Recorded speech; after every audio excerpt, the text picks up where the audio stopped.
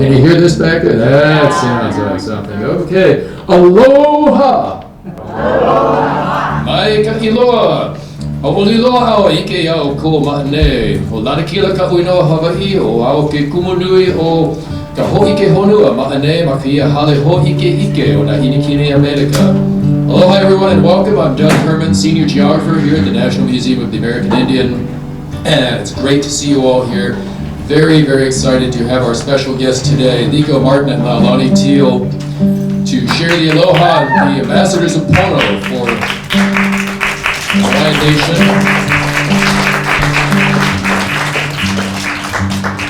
Right now I'm going to introduce Kaiulani, who is going to introduce the program and take us from here. Mahalo. Aloha. Okay.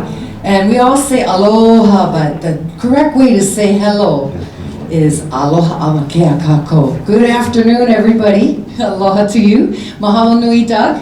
I'm Kaiulani. I am from the island of Kauai, from the Hawaiian Kingdom. I work for Kauai Community Radio, kkcr.org. I'm the host of a radio show called The Songs of Sovereignty, and you can catch me every Wednesday morning, 9 to 11 a.m. Hawaiian time. Did you guys know we have our own time zone in Hawaii? Yeah, because you couldn't tame the Hawaiians, so just give them their own time zone, yeah? Anyway, you might be wondering why we're here. Ooh, Kanaka's on the hill, come on in. Go and see, right up here for you, Auntie. The reason why we are here on this Red Ribbons tour, it's been about almost a 4-week tour, is first Laulani and Liko went to New York City to greet Hokulea, which is our voyaging canoe, completing yet another journey around the globe with no instruments. Hokulea is a creation of some very creative Hawaiians back in the day when, you know, it wasn't really cool or safe to speak of sovereignty in Hawaii. They decided they wanted to prove that Polynesians had been voyaging the oceans for many, many years. They didn't wash up lost, starving like Captain Cook. They actually found Hawaii using Polynesian navigational techniques without a compass or a sextant.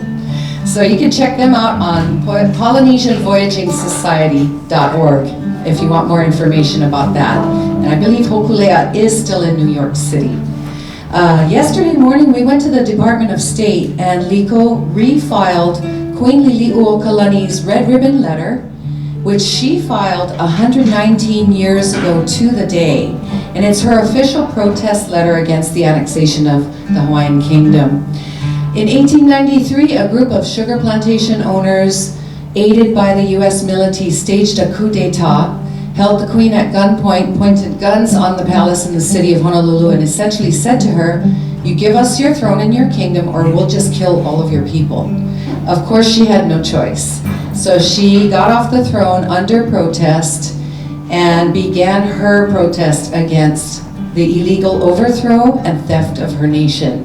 This Red Ribbons letter was found in the National Archives. He had a dream, and I'm sure he's going to tell you about it, but it is online. You can check it out, or you can go to likomartin.org for more information about this historic document, which was gracefully and happily received by the Department of State yesterday morning. Essentially, we got our queen back. How about a hand for Liko and Laulani for doing this?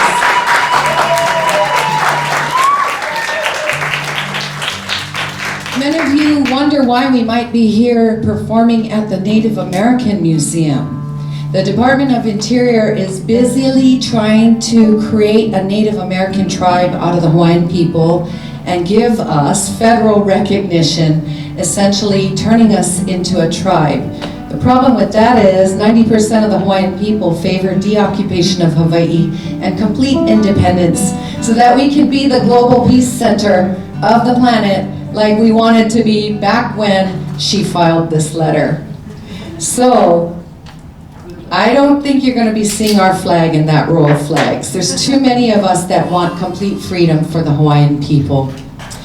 I just want to tell you to, again, check out likomartin.org. All right, without further ado, I'm going to turn over the microphone to Laulani. I want to introduce to you the Hawaiian bard. He's written many, many famous songs. We Are the Children. He's written Waimanalo Blues. If you're from Hawaii, you know these songs. His most famous song is called All Hawaii Stand Together, and it is our battle cry and directive from our kapuna and to our people to stand together and be free. So without further ado, I'd like to introduce to you Liko Martin and Laulani Teale. Aloha. That when I first saw the Queen's protest, about 6, maybe 8 years ago at a Supreme Court case in Washington, D.C., caused me to go back in time and imagine what it would be like for a head of state, constitutional monarchy, someone to travel, to be stripped of everything and then travel to America and to file her prayer, her petition against the annexation. And I think that yesterday's event for the State Department to directly receive a copy of this. I played chess, and it likened me to when the pawns reached the other side of the board yesterday. The kingdom is alive. And we have our queen back, and we're going to go from here. And what this in essence means is that Hawaii will be returned to its proper status, the family of nations, in the peace treaties, and reaffirm that that peace that was abrogated without the knowledge or participation of most of the people in America. And this is to actually to restore that integrity and that faith between the United States, people of America, which my father was an immigrant from the United States, and the war ended, and my mother, and that's the end of the story. I'm here. So this is the song that I started to compose many years ago and finished it just before the Department of Interior came to Hawaii under the, we're not Native Americans. Although the Native Americans in the genealogies and in the migrations of people, the Hopi, they call us grandfather. The Dene, in all of their hogans, they have what is called the kauri shell, the lehu, and they are members of our family. They are a member of actually the Kanakahui. So this is the song that sort of brought down the house for the Department of Interior and put us back on the map. And so we just sing the song. I was the queen of our journey.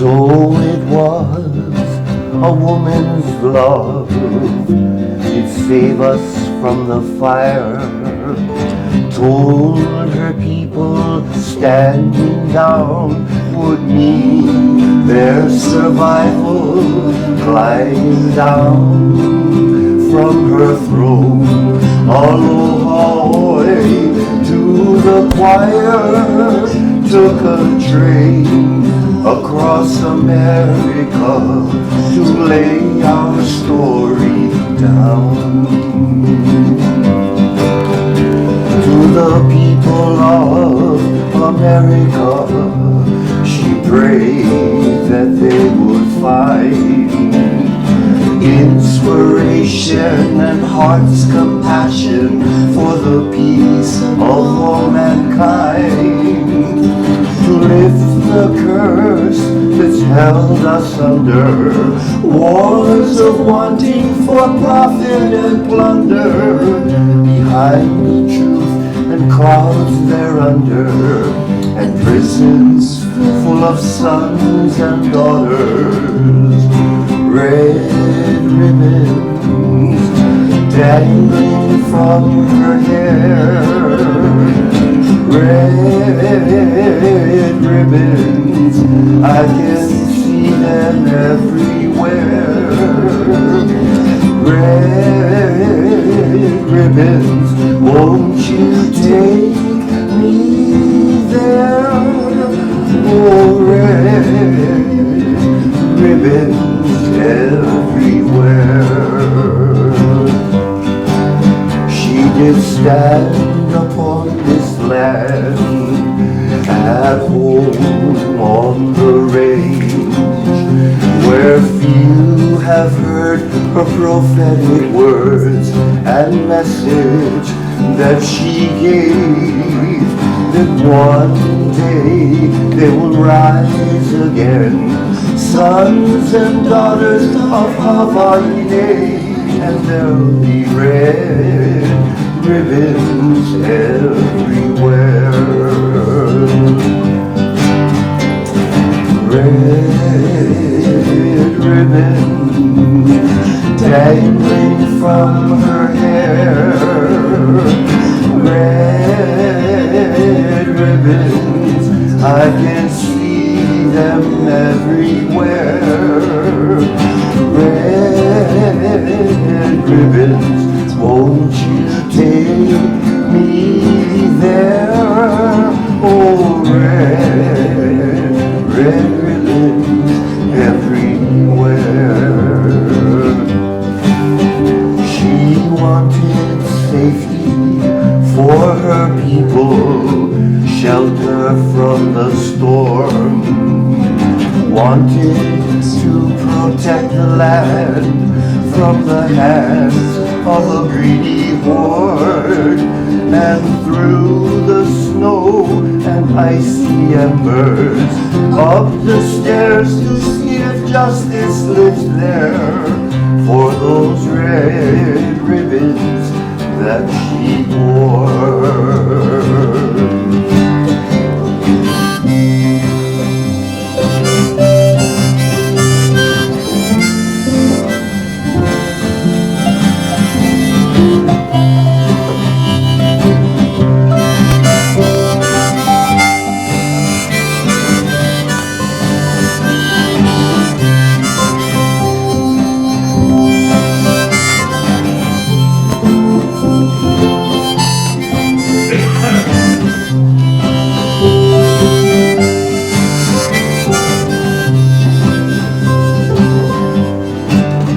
And so it was, a woman's love saved us from the fire, told her people standing down would mean their survival, climbing down from the throne.